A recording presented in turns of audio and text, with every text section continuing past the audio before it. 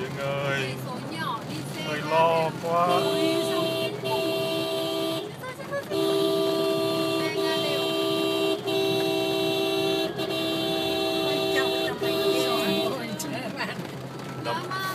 The car has a bow wave.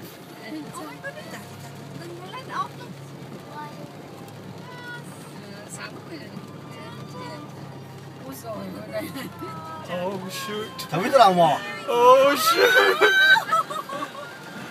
Shoot. We're going up. Đất rồi. Ok, được rồi. Vừa phải đi côn vừa phải đi ga ấy.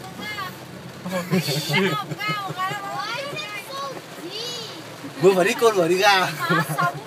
Tuy sợ. Oh man. Vào cái bờ tường nó to. Hết rồi đó hả?